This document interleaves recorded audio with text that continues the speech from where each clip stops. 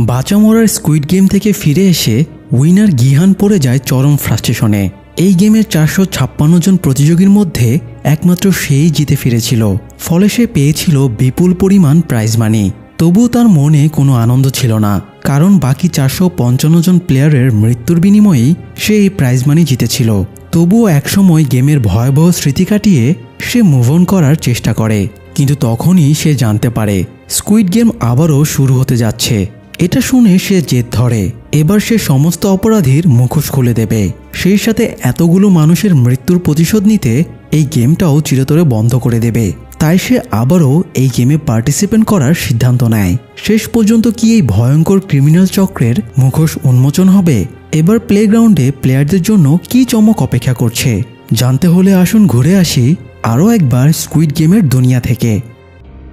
নিজের প্রতিশ্রুতি পালন করে গিহান আমেরিকায় নিজের মেয়ের সাথে দেখা করতে যাচ্ছিল। একটু পরেই তার ফ্লাইট। সেই এয়ারপোর্টে ঢুকেই হঠাৎ অপর পাশের প্ল্যাটফর্মে সেই রিক্রুটারকে দেখতে পায়, যে গত বছর তাকে স্কুইড গেম খেলার জন্য প্রলুব্ধ করেছিল। আজ রিক্রুটার গিহানের মতোই অসহায় আরেকজনকে খেলার জন্য প্রলুব্ধ করছিল। গিহান দ্রুত তার দিকে দৌড়ে যায়, কিন্তু লোকটা ততক্ষণে একটা মেট্রোতে উঠে চলে যায়। তখন গিহান প্ল্যাটফর্মে থাকা অসহায় লোকটার কাছ থেকে স্কুইড গেমের কার্ডটা কেড়ে নেয়। এরপরে গিহান কার্ডটা নিয়ে চলে যাচ্ছিল, কিন্তু ফ্লাইটে ওঠার আগ মুহূর্তে সে আবারও গেমে ফেরত যাবার সিদ্ধান্ত নেয়। সে কার্ডে থাকা নম্বরে ফোন দিয়ে পার্টিসিপেট করতে চায়। তারপরে বলে, আমি দেখতে চাই তোমরা কারা, আর কেনই বা এই নৃশংস গেমটা তোমরা চালু করেছ। আমি তোমাদের এবার ছাড়ব না। ফোনের ওপাশ থেকে ফ্রন্টম্যান গিহানকে থ্রেট দিয়ে বলে, প্লেয়ার নম্বর 456, যদি বাঁচতে চাও তবে প্লেন ধরে নিজের গন্তব্যে চলে যাও, না হলে তোমার কপালে অনেক দুঃখ আছে। গিহান কিছু না বলে ফোনটা কেটে দেয় এবং মেয়ের সাথে দেখা করার সিদ্ধান্ত বাদ দিয়ে গেমটা আবারও খেলার পুরোপুরি সিদ্ধান্ত নিয়ে ফেলে। গিহানের যে বিমানে যাওয়ার কথা ছিল সেটা একটু পরেই ফ্লাই করে। তখন ফ্রন্টম্যান আবারও গিহানকে ফোন দিয়ে থ্রেট দেয়, তোমার এই বিমানে নিজের মেয়ের সাথে দেখা করতে চলে যাওয়া উচিত ছিল। আজকে না যাওয়ার জন্য পরবর্তীতে তুমি অনেক পস্তাবে। গিহানও পাল্টা থ্রেট দিয়ে বলে, ফ্রন্টম্যান যে গর্তেই থাকুক না কেন সে ঠিকই তাকে খুঁজে বের করবে। তো এরপরে কেটে যায় 2 বছর। গিহান এখনও স্কুইড গেম পর্যন্ত পৌঁছাতে পারেনি। এদিকে জুনহো এখন ক্রাইম ডিপার্টমেন্ট ছেড়ে ট্রাফিক পুলিশে ট্রান্সফার নিয়েছে। 2 বছর আগে একজন বোটের ক্যাপ্টেন তাকে মুমূর্ষ গুলিবদ্ধ অবস্থায় আইল্যান্ডের পাশে পেয়েছিল। তারপরে সেই তার প্রাণ বাঁচায়। জুনহো জ্ঞান ফেরার পরে পুলিশ ডিপার্টমেন্টকে এবং তার চিফকে স্কুইড গেমের ভয়াবহ কাহিনীগুলো জানিয়েছিল, কিন্তু কেউই তার কথা বিশ্বাস করেনি। দুঃখজনকভাবে জুনহো চিফকে যেসব ফটো ভিডিওগুলো পাঠিয়েছিল সেগুলো চিফের কাছে পৌঁছায়নি। তবুও জুনহোর কথার উপর ভিত্তি করে পুলিশ আইল্যান্ডের এরিয়াটা খোঁজাখুঁজি করেছিল, কিন্তু সেখানে কোনো ট্রেস পাওয়া যায়নি। ফলে পুলিশও হাত গুটিয়ে নেয়। এই জন্য জুনহো ট্রাফিক পুলিশে যোগ দিয়েছে, কারণ সে তো এটা জেনেই গিয়েছে স্কুইড গেমের সিলেক্টেড প্লেয়ারদেরকে গাড়িতে করে নিয়ে যাওয়া হয়। তাই জুনহো ট্রাফিকে যোগ দিয়েছে, যাতে রাস্তায় গাড়িগুলো মনিটরিং করে সে আবার চক্রটাকে ট্রেস করতে পারে। তবে এত কিছুর পরও জুনহো এখনও তার ভাই ইনহোর নামটা পুলিশকে জানায়নি। এমনকি সে এটাও কাউকে বলেনি ইনহোই ফ্রন্টম্যান হিসেবে গেমটা পরিচালনা করে এবং সেই জুনহোকে গুলি করেছিল। আসলে সে নিজেই আবার ভাইয়ের মুখোমুখি হতে চাইছিল। যাই হোক, এদিকে গিহানও ইনহো মানে ফ্রন্টম্যানের সাথে মুখোমুখি হবার জন্য অপেক্ষা করে আছে। গিহানের জীবনের একমাত্র লক্ষ্য হয়ে দাঁড়িয়েছে স্কুইড গেমকে ধ্বংস করা। তাই সে তার স্টকে থাকা সমস্ত টাকা এই গেমের ট্রেস পেতে খরচ করছে। গিহান তার পাওনাদার কিমকে সমস্ত লোন পরিশোধের পরে আবার তাকেই নিজের কাজের জন্য হায়ার করেছে। গিহান প্রচুর টাকা খরচ করে কিমের পুরো গ্যাংকে দিয়ে সেই রিক্রুটারকে তন্ন করে 2 বছর ধরে খুঁজে বেড়াচ্ছে, কারণ এই রিক্রুটারকে ধরতে পারলে গেম পর্যন্তও পৌঁছানো যাবে। তো কিম তার অ্যাসিস্ট্যান্ট চোইকে নিয়ে হঠাৎ একদিন রিক্রুটারকে একটা স্টেশনে দেখতে পায়। রিক্রুটার আগের মতো নিয়মেই একজন লোকের সাথে দাগজে খেলে তাকে স্কুইড গেমে যাবার জন্য প্রলুব্ধ করছিল। কিম দ্রুত গিহানকে ফোন করে ব্যাপারটা জানায়। কিম রিক্রুটারকে ফলো করতে বলে এবং জানায় সে দ্রুত সেখানে পৌঁছাবে। তো একটু পরে রিক্রুটার স্টেশন থেকে বেরিয়ে যায়। কিম আর চইও রিক্রুটারকে ফলো করছিল। একটু পরে রিক্রুটার একটা কনফেকশনারি থেকে অনেকগুলো পিস পাউরুটি কিনে নেয় এবং আরেকটা দোকান থেকে 100টা লটারি স্ক্র্যাচ কার্ড কেনে। ভাগ্য ভালো থাকলে এই কার্ড ঘষে যে কেউ কোটিপতিও হয়ে যেতে পারে। তো এরপরে এগুলো নিয়ে রিক্রুটার একটা পার্কে চলে যায়। পার্কে গিয়ে সে বিভিন্ন ক্ষুধার্ত গরিব ফকির মিসকিনদের কাছে গিয়ে এক হাতে পাউরুটি এবং অন্য হাতে স্ক্র্যাচ কার্ড রেখে অপশন দেয় তারা এই দুটোর মধ্যে কোনটা চায়। আশ্চর্যজনকভাবে দেখা যায় ক্ষুধার্ত থাকার পরেও অধিকাংশ লোকই অতি লোভে পাউরুটি বাদ দিয়ে স্ক্র্যাচ কার্ড বেছে নেয়, কিন্তু কার্ড ঘষে শেষমেশ তাদের ভাগ্যে কিছুই জোটে না। এরপরে রিক্রুটার সবার সামনে তার কাছে থাকা পাউরুটিগুলো ফেলে দেয়। এটা দেখে ক্ষুধার্তরা খাবার জন্য এগিয়ে আসলে রিক্রুটার তাদেরকে বলে, তোমাদের সুযোগ দেওয়া হয়েছিল কিন্তু তোমরা সুযোগ গ্রহণ করনি। এই যে খাবারগুলো নষ্ট হচ্ছে এগুলো তোমাদের কারণেই। এই বলে রিক্রুটার পাউরুটিগুলোর ওপরে লাথাতে থাকে এবং সেগুলো নষ্ট করে ফেলে। এরপরে সেখান থেকে চলে যায়। এদিকে গিহান দ্রুত গাড়ি নিয়ে আসার সময়ে ট্রাফিক পুলিশের নজরে চলে আসে। ওভার স্পিডে গাড়ি চালানোর জন্য দুজন ট্রাফিক পুলিশ তাকে আটকায়। এই দুজনের মধ্যে আবার একজন ছিল জুনহো। যদিও জুনহো তখনও গিহানকে দেখেনি। জুনহো তার জুনিয়রকে পাঠায় মামলাটা সেটেল করতে। তো জুনিয়র পুলিশ গিহানকে ওভার স্পিডের জন্য কেস দেওয়ার পরেও গিহান কোনো প্রতিক্রিয়া না জানিয়ে গাড়ি নিয়ে বেরিয়ে যায়। দূর থেকে এটা দেখে জুনহো বেশ অবাক হয়। সে জুনিয়রের কাছ থেকে গাড়ির ড্রাইভারের নাম এবং আইডি কার্ড দেখে চমকে ওঠে। জুনহো দ্রুত অফিসে ফিরে ডেটাবেস থেকে গিহানের নাম এবং আইডি সার্চ করে শিওর হয়ে যায় তার সন্দেহই সঠিক। এটাই সেই গিহান যার সাথে তার কয়েক বছর আগে দেখা হয়েছিল। জুনহো বুঝে যায় সে বছর গিহান নিশ্চয়ই স্কুইড গেমের উইনার হয়েছে, এজন্যই সে বেঁচে ফিরতে পেরেছে। তাই জুনহো এবার গিহানকে খুঁজে বেড়াতে শুরু করে। অন্যদিকে গিহান কিমের দেওয়া সর্বশেষ অ্যাড্রেস অনুযায়ী একটা গলির ভেতরে পৌঁছে দেখে একটা রক্তমাখা ছুরি পড়ে আছে। এটা দেখে সে বুঝে যায় কিম এবং চোই রিক্রুটারের হাতে ধরা পড়ে গেছে। তাই সে রিক্রুটারকে খুঁজতে গ্যাংয়ের বাকিদের অ্যালার্ট করে দেয় এবং নিজেও খুঁজতে বেরিয়ে যায়। এদিকে পাশেই একটা বিল্ডিংয়ের ছাদে রিক্রুটার দাঁড়িয়ে গিহানকে দেখছিল। গিহান চলে যাবার পরে রিক্রুটার রুমে যায় এবং বেঁধে রাখা কিম আর চোইকে মানসিকভাবে টর্চার করতে শুরু করে। তাদের দুজনের মাঝে রক পেপার সিজার গেম খেলায় এবং একটা পর্যায়ে কিম হেরে যাওয়ায় তাকে গুলি করে মেরে ফেলে। এরপরে সে চোয়ের কাছ থেকে গিহান যে মোটেলে থাকে সেখানকার অ্যাড্রেস জোগাড় করে সেখানে চলে যায়। এ সময় গিহানও কিছু নিতে মোটেলে ফিরেছিল। ঠিক তখনই তার রিক্রুটারের সাথে দেখা হয়ে যায়। গিহান রিক্রুটারকে বলে এই গেমের সাথে যারা জড়িয়ে আছে সে যেন গিহানকে তাদের নামগুলো বলে দেয়, কিন্তু রিক্রুটার নিজের কাজের প্রতি খুব লয়াল ছিল তাই সে কারো নামই বলে না। এছাড়া যেহেতু গিহান তাকে ট্র্যাক করে ফেলেছিল তাই এই মুহূর্তে হয় তার নিজেকে মারতে হবে না হয় গিহানকে মেরে ফেলতে হবে। তো রিক্রুটার ব্যাপারটাকে ইন্টারেস্টিং বানানোর জন্য গিহানের সাথে রাশিয়ান রোলেট গেম খেলে। এটা মূলত একটা রিভলভারে শুধুমাত্র একটাই বুলেট থাকবে। তো দুজনেই নিজেদের মাথায় রিভলভার ঠেকিয়ে ট্রিগার চাপবে। যার ভাগ্য ভালো থাকবে সে বেঁচে যাবে, আর ভাগ্য মন্দ হলে সে গুলি খেয়ে মরে যাবে। তো এই ইগোর চক্করে গিহানও গেমটা খেলতে রাজি হয়ে যায়। দুজনের মধ্যে কয়েক রাউন্ড গেমটা চলে এবং শেষ পর্যন্ত রিক্রুটারই মারা যায়। ঠিক একই সময় জুনহো গিহানের অ্যাড্রেস জোগাড় করে মোটেলের সামনে পৌঁছে গিয়েছিল। সে গুলির আওয়াজ পেয়ে দ্রুত মোটেলে ঢুকে পড়ে। সেখানে সে একটা রুমে সে হাত পা বাঁধা অবস্থায় চোইকে পেয়ে যায়। রিক্রুটার চোইকে এই রুমে আটকে রেখেছিল। তো চোইকে মুক্ত করে দিয়ে জুনহো অন্য রুমগুলো খুঁজতে শুরু করে। এদিকে গিহান রিক্রুটারের পকেট হাতড়ে স্কুইড গেমের একটা ইনভাইটেশন কার্ড পেয়ে যায়। এই সময় সেই ঘরে জুনহো চলে আসে। সে প্রথমে গিহানকে গ্রেপ্তার করে, কিন্তু পেছন থেকে চোই এসে জুনহোকে আঘাত করে এবং গিহানকে বাঁচিয়ে নেয়। কিছুক্ষণ পরে জুনহোর জ্ঞান ফিরলে সে দেখে গিহান তাকে বেঁধে রেখেছে। গিহান তাকে বলে, আমি তোমাকে চিনতে পেরেছি, আমাদের আগেও একবার দেখা হয়েছে, তুমি আমার বাড়িতে স্কুইড গেমের ব্যাপারে জানতে এসেছিলে। তখন জুনহো বলে, আমাদের একবার না বরং দুবার দেখা হয়েছে। গেম চলাকালীন একজন মুখোশ পরা গার্ড তোমার কাছে গিয়ে ইনহোর ব্যাপারে জিজ্ঞেস করেছিল, ওটা আমিই ছিলাম। এবার গিহান ভাবে জুনহো হয়তো এই গেমেরই কোনো সদস্য। তখন জুনহো ব্যাপারটা পরিষ্কার করে দেয় যে সে তার ভাইকে খুঁজতেই সেখানে গার্ডের ছদ্মবেশে গিয়েছিল। গিহান জানায় সে এই গেমটাকে চিরতরে বন্ধ করে দিতে চায়, আর এই জন্য তার ফ্রন্টম্যানকে খুঁজে বের করতে হবে যে ইলনামের নির্দেশে এই গেমটা পরিচালনা করে। যেহেতু জুনহো গার্ড সেজে কিছুদিন স্কুইড গেমে ছিল তাই গিহান তাকে ফ্রন্টম্যানের ব্যাপারে জিজ্ঞেস করে, কিন্তু নিজের ভাইয়ের পরিচয় লুকাতে জুনহো ফ্রন্টম্যানের ব্যাপারে কিছুই বলে না। তবে সে গিহানকে এই গেম বন্ধের জন্য সাহায্য করতে চায়। যদিও পুলিশের ওপরে গিহান বা চোয়ের কোনো ভরসা ছিল না, তবুও গিহান জুনহোর কথা মেনে নিয়ে তাকে মুক্ত করে দেয় এবং এই গেমটা বন্ধ করার জন্য সমঝোতা করে। এরপরে গিহান তাদের অন্য একটা রুমে নিয়ে যায়। সেখানে সারি সারি টাকা সাজানো ছিল। স্কুইড গেম থেকে জিতে আনা টাকাগুলো সে একদম বেহালে ফেলে রেখেছিল। গিহান বলে, এই টাকাগুলো প্লেয়ারদের রক্তের দামে পাওয়া, তাই এই টাকা দিয়ে সে তাদের রক্তের প্রতিশোধ নেবে এবং গেমটা বন্ধ করে দেবে। জুনহো বলে সে টাকার জন্য গিহানকে সাহায্য করছে না, বরং তার ভাইয়ের প্রতিশোধ নিতেই সেও গেমটা বন্ধ করতে চায়। চোইও বলে সেও তার বস কিমের হত্যার প্রতিশোধ নিতে চায় এবং এই জন্য সেও গিহানকে সাহায্য করবে। তো শুধুমাত্র একটা রিভলভার দিয়ে তো আর এই অপরাধী চক্রের মোকাবেলা করা যাবে না, তাই গিহান তাদের পাশের আরেকটা রুমে নিয়ে যায়। আসলে এই মোটেলের পুরোটাই গিহান কিনে নিয়েছে, তাই সে এখানে একটা সাউন্ড প্রুফ রুমও বানিয়ে রেখেছে। এখানে সে দুনিয়ার তামাম শক্তিশালী অস্ত্রের কালেকশন করে রেখেছে, আর এই রুমটাকে সে সাউন্ড প্রুফ করে রেখেছে যাতে সে অস্ত্র চালানোর প্র্যাকটিস করতে পারে।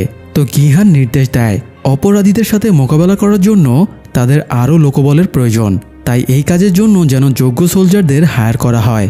যাই হোক, এদিকের ঝামেলা সামলে গিহান সন্ধ্যায় এক নজর সাঙুর মা এবং কাঙের ভাইকে আড়াল থেকে দেখে আসে।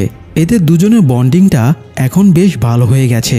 কাঙের ভাই একটা পরিবার খুঁজে পেয়েছে, আর সাঙুর মাও ছেলেটাকে পেয়ে সাঙুর রিপ্লেসমেন্ট পেয়ে গিয়েছে। তো এরপরে গিহান এজেন্সির ব্রোকারের কাছে যায় এবং কাঙের মাকে খোঁজার কাজ কত দূর সেটা জিজ্ঞেস করে। ব্রোকার জানায় তারা শীঘ্রই তাকে খুঁজে বের করবে। গিহান ব্রোকারকে সাঙুর মায়ের অ্যাড্রেস দেয় এবং বলে যদি কাঙের মাকে কখনো খুঁজে পাওয়া যায় তবে যেন তাকে এই ঠিকানায় পৌঁছে দেওয়া হয়। এরপরে গিহান বেরিয়ে যায়। গিহান বেরিয়ে যাবার পরে ব্রোকারের কাছে নৌল নামের একটা মেয়ে আসে। এই মেয়েটির উত্তর কোরিয়া থেকে এখানে পালিয়ে এসেছে। সে ওখানে তার ঊর্ধ্বতন অফিসারকে খুন করেছে, পাশাপাশি তার নামে দেশদ্রোহিতার অভিযোগও রয়েছে। তাই নিজের স্বামীকে নিয়ে দক্ষিণ কোরিয়ায় পালিয়ে এসেছে, কিন্তু সমস্যা হলো সে তার বাচ্চা মেয়েকে সাথে আনতে পারেনি। এই জন্য সে ব্রোকারকে রিকোয়েস্ট করে যেভাবেই হোক তার মেয়েকে যেন এখানে নিয়ে আসা হয়। কিন্তু ব্রোকার জানায় নৌল দেশদ্রোহিতার মতো সাংঘাতিক অপরাধ করেছে, এই জন্য হয়তো শাস্তি হিসেবে এতদিনে তার বাচ্চাকে মেরে ফেলা হয়েছে। তাই ব্রোকার তাকে এই ব্যাপারে কোনো হেল্প করতে পারবে না। নৌলকে অন্য ব্রোকারেরাও একই কথা বলেছে, তাই সে হতাশ হয়ে ফিরে এসে একটা পার্কিং লটে গাড়ির ভেতরে বসেছিল এবং বাচ্চার কথা ভাবছিল। তখন কেউ একজন এসে তাকে একটা স্কুইড গেমের ইনভাইটেশন কার্ড দিয়ে দেয়।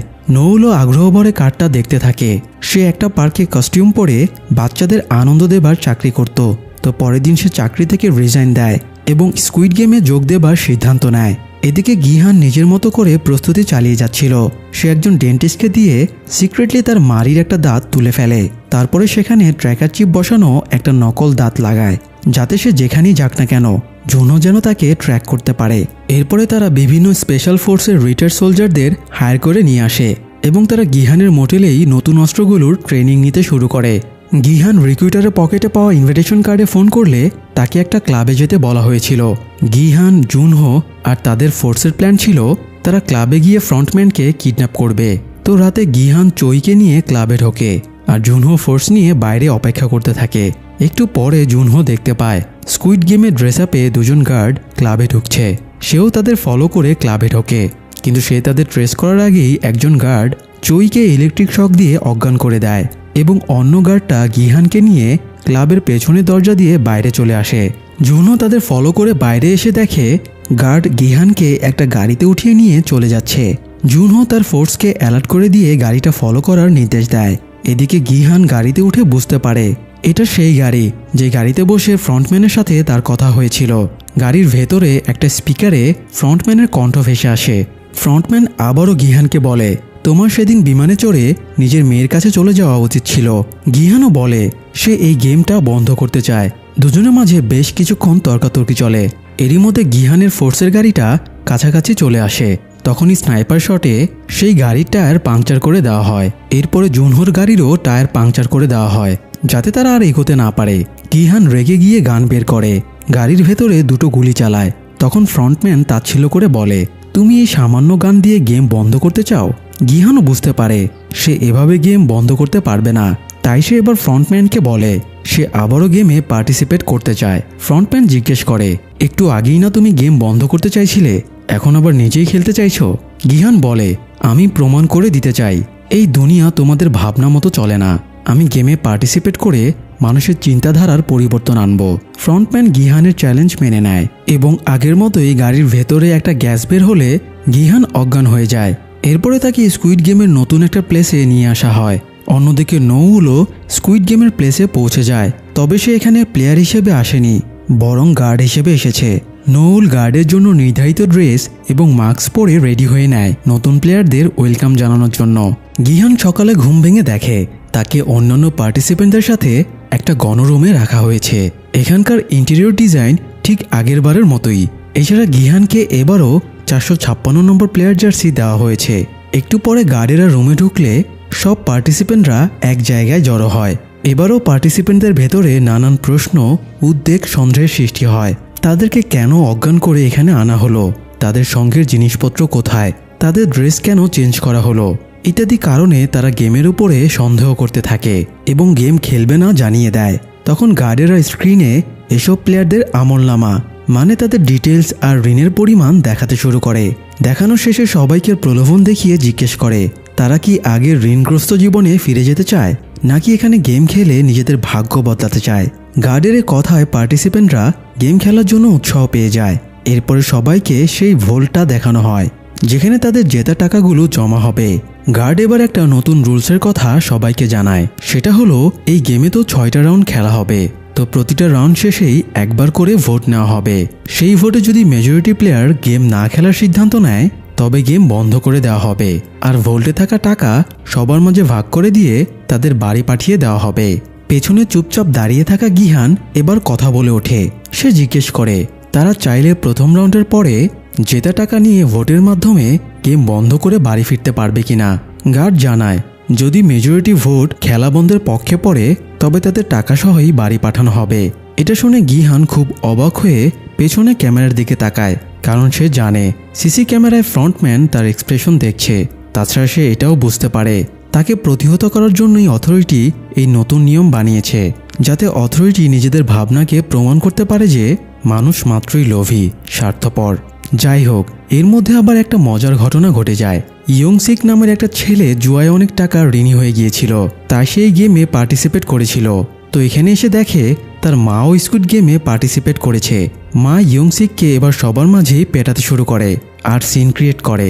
কিন্তু এখানে যখন তারা এসেই গিয়েছে তখন তো আর বেরোনোর পথ এতটা সোজা না।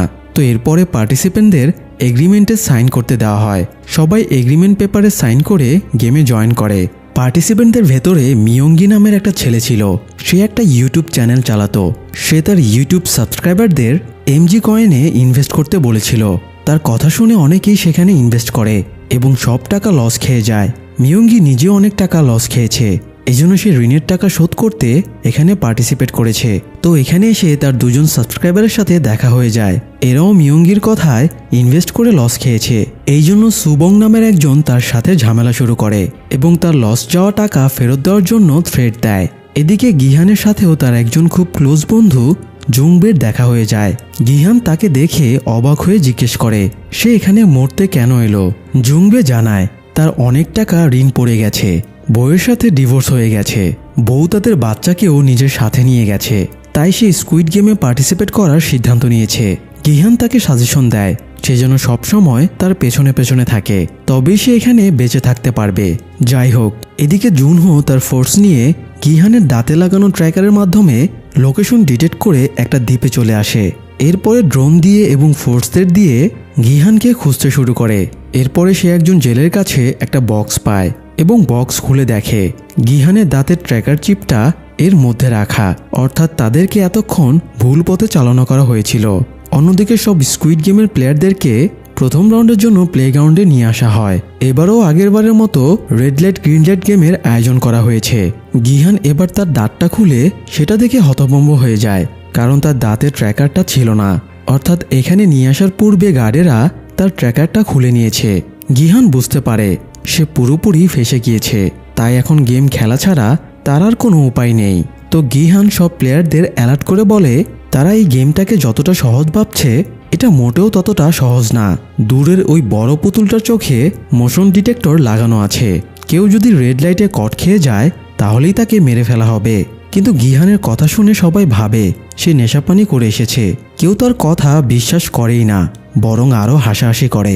কেউ কেউ তো এটাও ভাবে গিহান তাদের ভয় দেখিয়ে গেম থেকে বের করতে চাইছে, যাতে সে ইজিলি গেমটা জিতে যায় এবং সব টাকা হাতিয়ে নেয়। তবুও গিহান সাধ্যমতো সবাইকে বোঝানোর চেষ্টা করে এবং বলে সে অ্যালার্ট করার সাথে সাথে যেন সবাই থেমে যায়। তো একটু পরে গেম শুরু হয়। রুল সেই পূর্বের মতোই, প্লেয়ারদের 5 মিনিট সময় দেওয়া হয়। গ্রিন লাইট বললে এগোতে হবে, আর রেড লাইট বললে থেমে যেতে হবে, আর 5 মিনিটের ভেতরে ফিনিশ লাইন ক্রস করতে হবে। যাই হোক, খেলা শুরুর পরে কয়েক ধাপ গিহানের নির্দেশ মেনে সবাই ভালোই এগোতে থাকে, কিন্তু একটা মেয়ের গালে হঠাৎ একটা মৌমাছি এসে বসলে সে চিৎকার শুরু করে।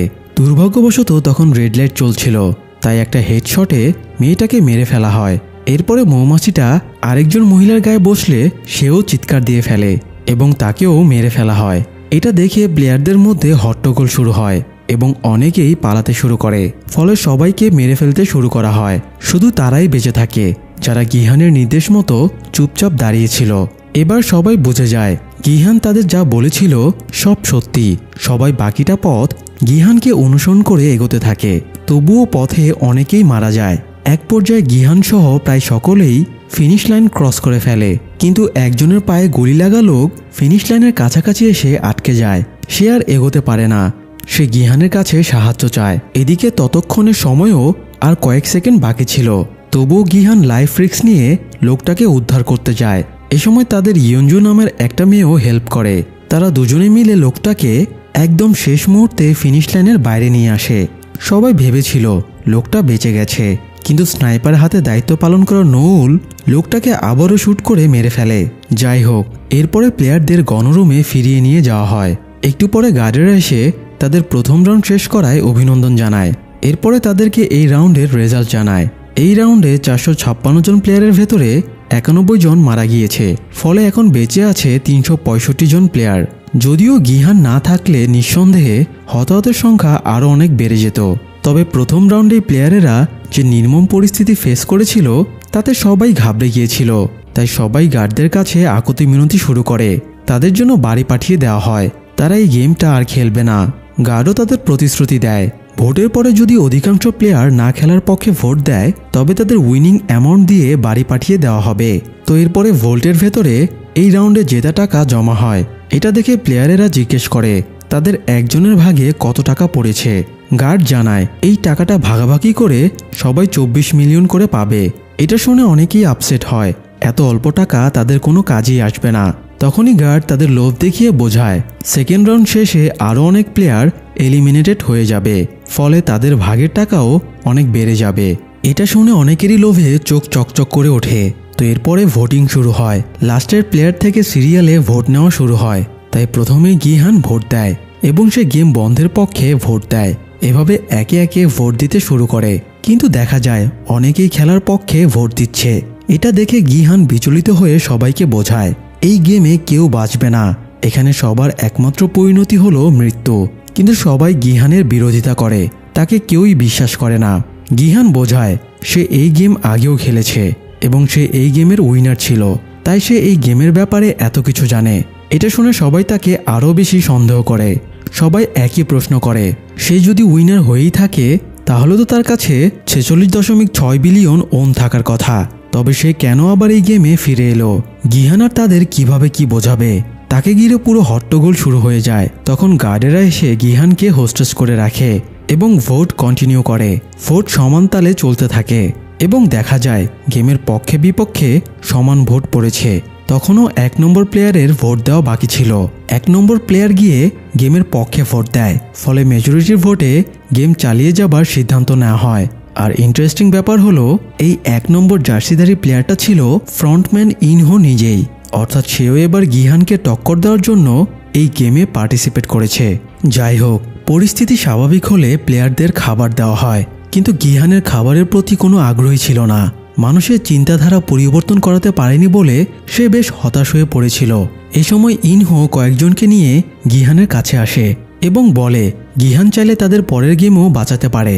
যেহেতু গিহান সব গেম একবার খেলেছে তাই সে পরবর্তী গেমের ব্যাপারে জানে। সে যদি বাকিদেরও পরের রাউন্ডের গেমের ব্যাপারে জানিয়ে দেয় তাহলে তারাও পরবর্তী রাউন্ড ক্লিয়ার করে ফেলতে পারবে। গিহান জানায় সেকেন্ড রাউন্ডে তাদের ডালগোনা গেম খেলতে দেওয়া হবে। এই গেমে চিনির ছাঁচে 4টা সিম্বল এঁকে রাখা হয়। প্লেয়ারদের 4টা সিম্বলের যে কোনো একটা সিলেক্ট করতে বলা হয়। এরপরে তাদের নির্ধারিত টাইমের ভেতরে সিম্বলটা শ্বাস থেকে আলাদা করতে বলা হয়। এই সিম্বলগুলোর ভেতরে সবচেয়ে ইজি হলো ত্রিভুজ আর সবচেয়ে কঠিন হলো ছাতা। গেমের ব্যাপারে বলা শেষ হলে ইং জং ডে নামের এক স্বার্থপর দাম্ভিক লোক এসে গিহানকে বলে পরের রাউন্ডের ব্যাপারে যদি সবাই জেনে যায় তাহলে পরের রাউন্ডে আর কেউই মরবে না, তাই তাদের প্রাইজ মানিও বাড়বে না। এই জন্য কথাটা তাদের মাঝেই সিক্রেট রাখা উচিত। কিন্তু গিহান বলে সে গেমের ব্যাপারে এই জন্যই বলছে যাতে সবাই বেঁচে থাকে। বেঁচে থাকার চেয়ে বড় প্রাইজ মানি আর কিছুই হতে পারে না। গিহানের কথা শুনে জংডে রাগে গজগজ করতে করতে বেরিয়ে যায়, সাথে বাকিরাও চলে যায়। তবে ইনহো সেখানেই থেকে যায় আর গিহানের সাথে ভাব জমানোর চেষ্টা করে। সে গিহানকে বিভিন্ন প্রশ্ন করতে থাকে, এত টাকা জেতার পরেও আবার সে কেন এই গেমে ফিরে আসলো, আর এতগুলো টাকাই বা সে কিভাবে খরচ করলো। গিহান বলে এই টাকা এখানকার মানুষের রক্তের বিনিময়ে পাওয়া, সে এই টাকা নিজের প্রয়োজনে কখনোই ব্যবহার করবে না। গিহান উল্টো ইনহোকে দোষ দিয়ে বলে সে যদি লাস্টে গেমের পক্ষে ভোট না দিত তাহলে মানুষগুলো বাড়ি ফিরে যেত এবং বেঁচে থাকতে পারত।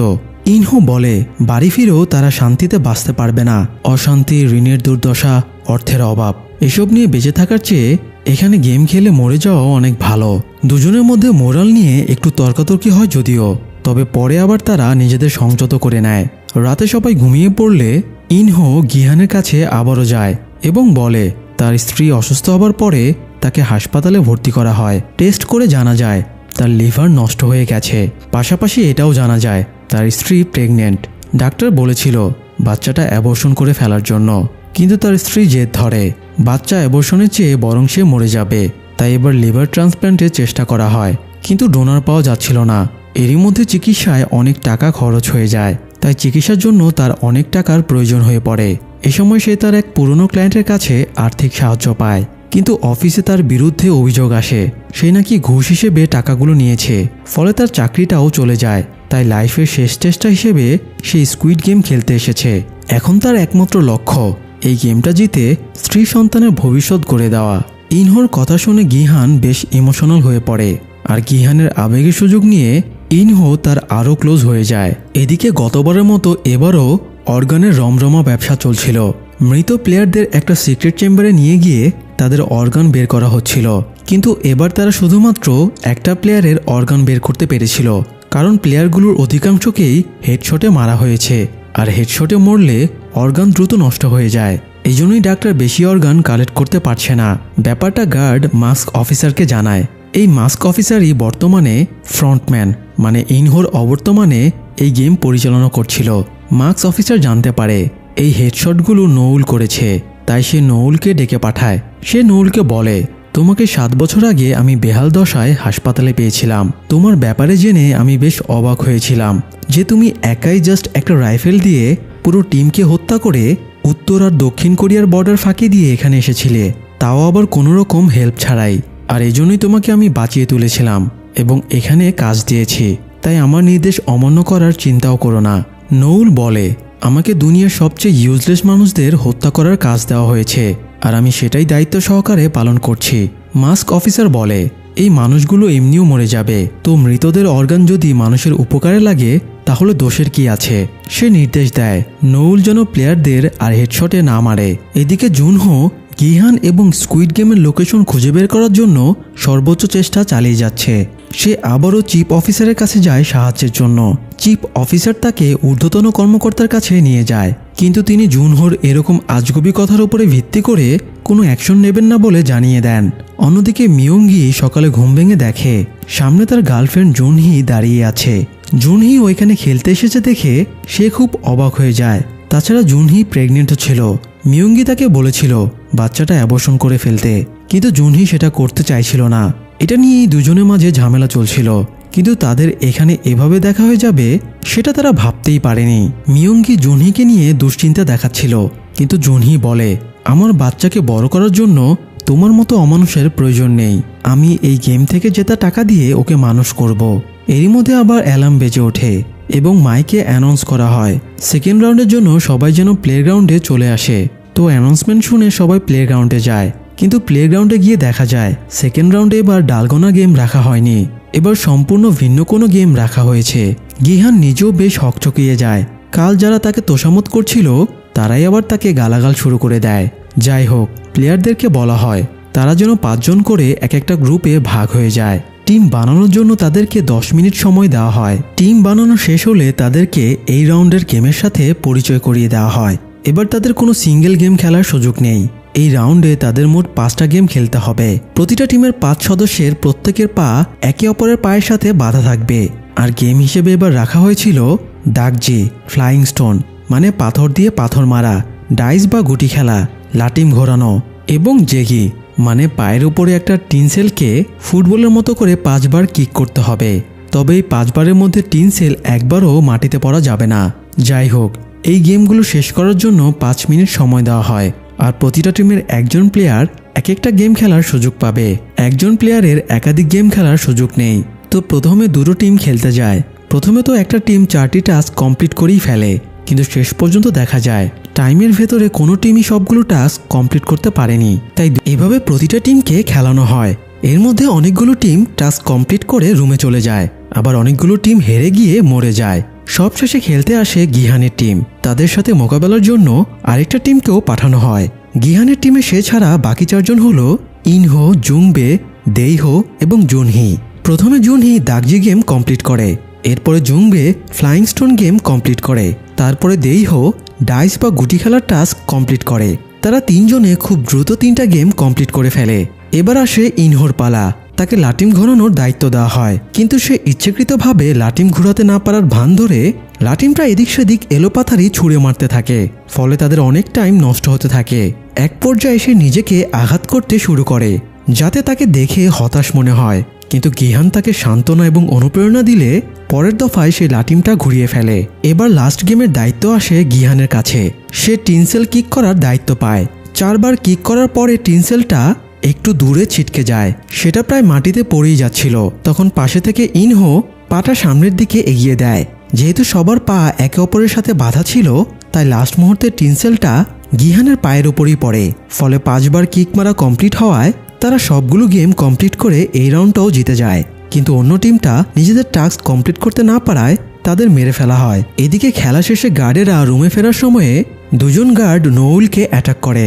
কারণ মাস্ক অফিসার বারণ করা সত্ত্বেও নৌল আজকেও কয়েকজন প্লেয়ারকে হেডশট করে মেরে ফেলেছে। এমনকি একজন আধমরা প্লেয়ারকে কফিন খুলে আবারও তাকে শুট করে মেরে ফেলেছে, যার কারণে সব গার্ডেরা তার উপরে আপসেট ছিল। নৌলের সাথে গার্ড 2 জনের একটু হাতাহাতি হয়, কিন্তু সে তাদের সাথে পেরে ওঠে না। গার্ডেরা নৌলকে লাস্ট ওয়ার্নিং দিয়ে চলে যায়। অন্যদিকে প্লেয়ারেরা রেস্ট নিচ্ছিল। তখন গার্ডেরা এসে তাদের দ্বিতীয় রাউন্ড শেষে প্রাইজ মানি ঘোষণা করে। এই রাউন্ডে 110 জন মারা গিয়েছে, তাই এখন প্রাইজ মানি দাঁড়িয়েছে 20.1 বিলিয়নে। আর এখনও 255 জন প্লেয়ার টিকে আছে, তাই সবাই প্রায় 79 মিলিয়ন করে এক একজন পাবে। নিজেদের ভাগের এমন শুনে অনেক প্লেয়ার রাগারাগি শুরু করে। এত কম টাকা দিয়ে তারা সন্তুষ্ট ছিল না। গার্ড তাদের ভরসা দেয় পরের রাউন্ডগুলো থেকে তারা আরও অনেক টাকা কামাতে পারবে। তো নিয়ম অনুযায়ী রাউন্ড শেষে ভোট শুরু হয়। গিহান তার টিমের সবাইকে বলে তারা যেন গেম বন্ধের পক্ষে ভোট দেয়, তাহলে এখান থেকে বেরিয়ে যাওয়ার পরে সে তাদের টাকা দিয়ে সাহায্য করবে। তো কথা মতো টিমের বাকিরা গিহানের কথা মতো ভোট দিলেও তার বন্ধু জুংবে গেমের পক্ষে ভোট দেয়। এদিকে ইয়ংসিকের মা তাকে বলে তাদের দুজনের টাকা এক জায়গায় করে তারা সব ঋণ শোধ করে দিতে পারবে, তাই তাদের ফিরে যাওয়া উচিত। বাকিটা জীবন তারা ক্ষেতখামারি করে সুন্দরভাবে কাটিয়ে দিতে পারবে। তাই তিনি ইয়ংসিককে গেম বন্ধের পক্ষে ভোট দিতে বলেন। কিন্তু ইয়ংসিকের ঋণের ব্যাপারে তার মায়ের কোনো ধারণাই ছিল না। এই টাকা ইয়ংসিকের ঋণ শোধ হতো না, তাই সে গেমের পক্ষে ভোট দিয়ে দেয়। এভাবে একসময় ভোটিং শেষ হলে দেখা যায় অধিকাংশ প্লেয়ারই গেমের পক্ষে ভোট দিয়েছে। তাই গেম কন্টিনিউ রেখে সেদিনের মতো সবাইকে খাবার এবং ঘুমানোর সুযোগ দিয়ে গার্ডেরা চলে যায়। তবে রাতে ঘুমানোর আগে গিহান তার দলের সবাইকে সাবধান করে দেয় এখানে লাইট অফ হয়ে গেলে এক গ্রুপ অন্য গ্রুপের উপরে অ্যাটাক করে, যাতে প্লেয়ার মরে গেলে তারা আরও বেশি প্রাইজ মানি পেয়ে যায়। তো রাতটা গিহান জেগে পাহারা দিয়েই কাটিয়ে দেয়। এদিকে জুনহো এবার 2টো টিম নিয়ে গিহানকে খুঁজতে বেরিয়ে পড়ে। তাদের 2টো টিম এবার সমুদ্রের 2 দিকের দ্বীপগুলো খুঁজে দেখবে কোথায় এই স্কুইড গেমের প্লেস বানানো হয়েছে।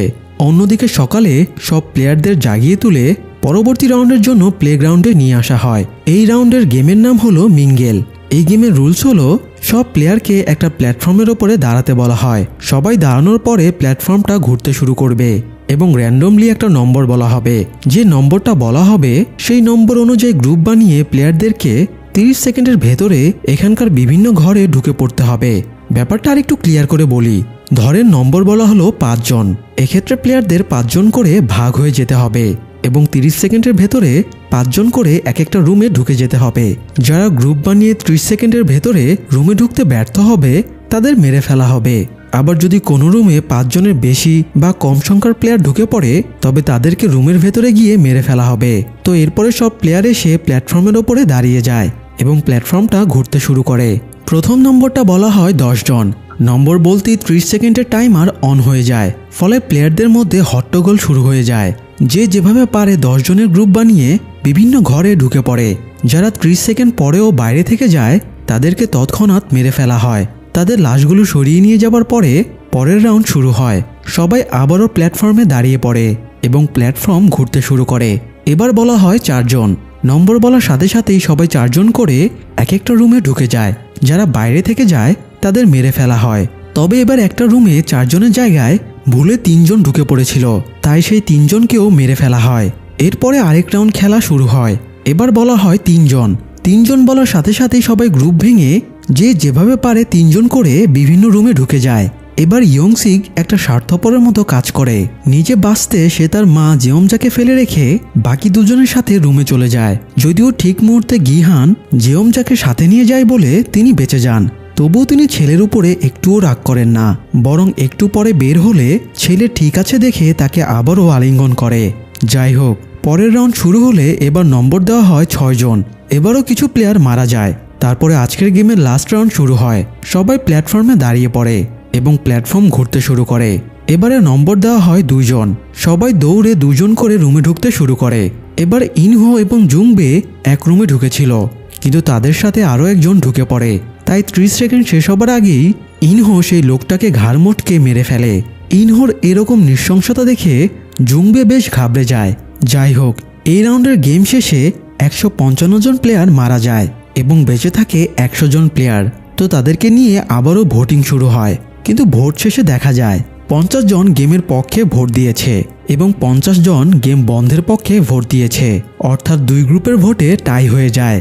এজন্য গার্ডেরা তাদেরকে নিজেদের সিদ্ধান্তের ব্যাপারে আরও একবার ভাবার জন্য সকাল পর্যন্ত সময় দেয় এবং বলে সকালে আবারও ভোটিং করা হবে। এরপরে তারা চলে যায়। এদিকে জুনহো তার দলবল নিয়ে একটা দ্বীপের কাছে চলে এসেছিল। সে ড্রোন ক্যামেরায় জঙ্গলের ভেতরে একটা পাতাল ঘরের মতো দেখতে পায়। এটা দেখে সে ফোর্স নিয়ে সেখানে চলে যায়। একজন সোলজার পাতাল ঘরের দরজাটা খুলতেই সেখানে ব্লাস্ট হয় এবং সোলজারটা মারা যায়। তাই তারা দ্রুত সেখান থেকে মৃত সোলজারকে নিয়ে শিপে ফিরে আসে। শিপ ক্যাপ্টেন পার্ক তাদেরকে শহরে ফিরে যাওয়ার জন্য বলে, কিন্তু জুনহো ইনভেস্টিগেশন শেষ না করে এখান থেকে ফিরতে চাইছিল না। তাই সে তাদের দ্বিতীয় দলটাকেও এখানে চলে আসার নির্দেশ দেয়। এদিকে গেমের পক্ষে এবং বিপক্ষে থাকা প্লেয়ারদের মধ্যে হট্টগোল শুরু হয়ে যায়। এ সময় খাবারের প্যাকেট খুলে গিহান দেখে খাবারের সাথে কাঁটা চামচও দেওয়া হয়েছে। এটা দেখে সে বুঝতে পারে আজ রাতে সাংঘাতিক কিছু ঘটতে চলেছে। অন্যদিকে ওয়াশরুমে সুবং তার দলবল নিয়ে মিনসু নামের একটা ছেলেকে র্যাগ করছিল, কারণ সে গেম বন্ধের পক্ষে ভোট দিয়েছিল। সে তাকে গেমের পক্ষে ভোট দেবার জন্য জোর করে কনভিন্স করছিল। এটা দেখে মিয়ঙ্গি এগিয়ে আসে এবং প্রতিবাদ করে। সেও নিজের দলের প্লেয়ারদের ডেকে জানায় এরা প্লেয়ারদের জোর করে ভোট চেঞ্জ করাচ্ছে। এই সময় মিয়ঙ্গি আর সুবংয়ের মধ্যে হাতাহাতি শুরু হয়ে যায়। আর এক পর্যায়ে মিয়ঙ্গি সুবংয়ের গলায় নিজের কাঁটা চামচটা ঢুকিয়ে দিয়ে তাকে মেরে ফেলে। এটা দেখে ওয়াশরুমে উপস্থিত গেমের পক্ষে বিপক্ষে থাকা প্লেয়ারেরাও মারামারি শুরু করে এবং বেশ কয়েকজন মারা যায়। এদিকে যারা রুমে বসেছিল তারা কাউন্টিং স্ক্রিনে প্লেয়ার সংখ্যা কমতে দেখে অবাক হয়ে ভাবতে থাকে ওরা মরছে কিভাবে। একটু পরে মারামারি করে বেঁচে ফেরা প্লেয়ারেরা রুমে এসে পুরো ঘটনাটা জানায়। এতে 2 গ্রুপের মাঝে রেষারেষি আরও বেড়ে যায়। এদিকে জুনহোদের শিপের ক্যাপ্টেন পার্ক জাহাজে সিক্রেটলি কিছু একটা করছিল, সেটা একজন সোলজার দেখে ফেলে। তাই ক্যাপ্টেন পার্ক লোকটাকে মেরে ফেলে। আসলেই ক্যাপ্টেন পার্ক ইনহোর নির্দেশেই কাজ করে। সেই কয়েক বছর আগে ইনহোর নির্দেশে জুনহোকে মুমূর্ষু অবস্থায় উদ্ধার করে নিয়ে গিয়েছিল। আর এখন বন্ধু সেজে থাকার ভান করে জুনহোর ওপরে সে তদারকি করছে, যাতে জুনহো স্কুইড গেমের প্লেসের ব্যাপারে জানতে না পারে। যাই হোক, অন্যদিকে 2 গ্রুপ নিজেদের পক্ষের প্লেয়ারদের গুনতে শুরু করে এবং দেখা যায় গেমের পক্ষে বেঁচে আছে 47 জন এবং গেম বন্ধের পক্ষে বেঁচে আছে 48 জন। অর্থাৎ সকালে ভোটিংয়ের জন্য গেম বন্ধের পক্ষের প্লেয়ার বেশি ছিল। একটু পরে লাইট অফ করে দেওয়ার অ্যানাউন্সমেন্ট দেওয়া হয়। তাই গিহান তার গ্রুপের লোকদের পরামর্শ দেয় তারা যেন নিজেদের সেফ রাখে। রাতটা যেভাবেই হোক তাদের বেঁচে থাকতে হবে। রাতে তাদের উপরে অ্যাটাক হতে পারে, তাই তাদের নিজেদের প্রোটেক্ট করতে হবে। তবে সেই সাথে গিহান একটা সাংঘাতিক প্ল্যান সাজায়। সে আজকের রাতের স্পেশাল ফাইটের ফায়দা নিয়ে গার্ডদের উপরে অ্যাটাক করে তাদের অস্ত্র কেড়ে নিয়ে বিদ্রোহ করার প্ল্যান বানায়। আর এজন্যই সে লাইট বন্ধ হতেই নিজের গ্রুপের প্লেয়ারদের সেফলি বেডের নিচে লুকিয়ে পড়তে বলে। তো একটু পরে লাইট অফ হয়ে যায় এবং দুই গ্রুপের প্লেয়ারদের মধ্যে ফাইট শুরু হয়ে যায়। অনেক হতাহত ঘটে যাওয়ার পরে মার্কস অফিসার গার্ডদের নির্দেশ দেয় এবার যেন তারা লাইট অন করে ভেতরে গিয়ে ফাইট থামায় এবং স্ক্যান করে দেখে কারা মারা গিয়েছে। গার্ডেরা ভেতরে ঢোকার আগে গিহান তার গ্রুপের লোকদের নিয়ে মৃত প্লেয়ারদের মতো মেঝেতে শুয়ে পড়ে। এরপরে গার্ডেরা যখন তাদের কানের পেছনে থাকা চিপ স্ক্যান করতে যায় তখনই তারা অতর্কিতভাবে গার্ডদের উপরে অ্যাটাক করে দেয়। সেই সাথে গার্ডদের বন্দুক কেড়ে নিয়ে রুমে থাকা অন্য গার্ডদের উপরে গুলি চালাতে শুরু করে। এতে বেশ কয়েকজন গার্ড মারা যায়।